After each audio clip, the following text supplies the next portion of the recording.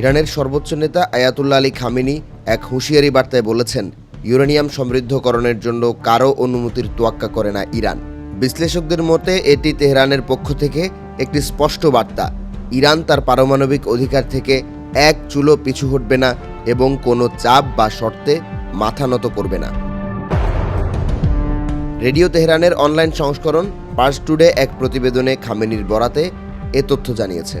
এ সময় পশ্চিমা বিশ্বের প্রতি ইঙ্গিত করে খামেনিকে বলতে শোনা যায়, ইরানকে ইউরেনিয়াম সমৃদ্ধ করতে দেবে না এটা বলা ঠিক নয়, কারণ ইউরেনিয়াম সমৃদ্ধকরণের জন্য কারো অনুমতির তোয়াক্কা করে না ইরান।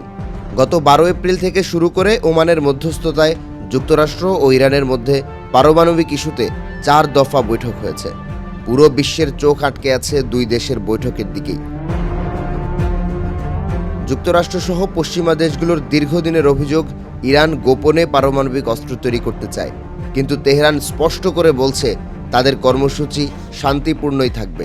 এদিকে চলমান আলোচনার বিষয়ে আয়াতুল্লাহ আলী খামেনি বলেছেন, ফল আসবে কিনা জানি না, কারণ খামেনির মতে ইরানের ইউরেনিয়াম সমৃদ্ধ করার অধিকার অস্বীকার করা হবে একটি বড় ভুল। ইরানের সঙ্গে পারমাণবিক চুক্তি থেকে 2018 সালে নিজেই বেরিয়ে গিয়েছিলেন ডোনাল্ড ট্রাম্প। তখন বলেছিলেন এটা ইতিহাসের সবচেয়ে বাজে চুক্তি। কিন্তু 2024 সালের নির্বাচনী প্রচারে ফেরার পর দেখা গেল ভিন্ন সুর। এখন তিনি ইঙ্গিত দিচ্ছেন আবার ইরানের সঙ্গে নতুন ও ভালো চুক্তি করতে চান, যেখানে কেবল পারমাণবিক কর্মসূচি নয়, ইরানের ক্ষেপণাস্ত্র ও আঞ্চলিক হস্তক্ষেপও থাকবে আলোচনায়।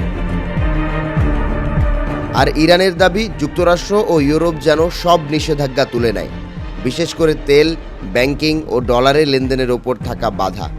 তারা তাদের ইউরেনিয়াম সমৃদ্ধ করার অধিকারকে স্বীকৃতি দিতে বলছে। শান্তিপূর্ণ কাজে ব্যবহারের জন্যই এ দাবি তাদের। অন্যদিকে ট্রাম্পের এক কথা, ইরান যেন ইউরেনিয়াম সমৃদ্ধকরণ সীমিত রাখে, যাতে তারা পারমাণবিক অস্ত্র তৈরির পথে না যেতে পারে। দুই দেশের পুনরায় বৈঠকের আগ দিয়ে এ হুঁশিয়ারি বার্তা দিয়ে খুব সম্ভবত নিজেদের অবস্থান পরিষ্কার করতে চাইলেন খামেনি, এমনটাই মনে করছেন বিশ্লেষকরা।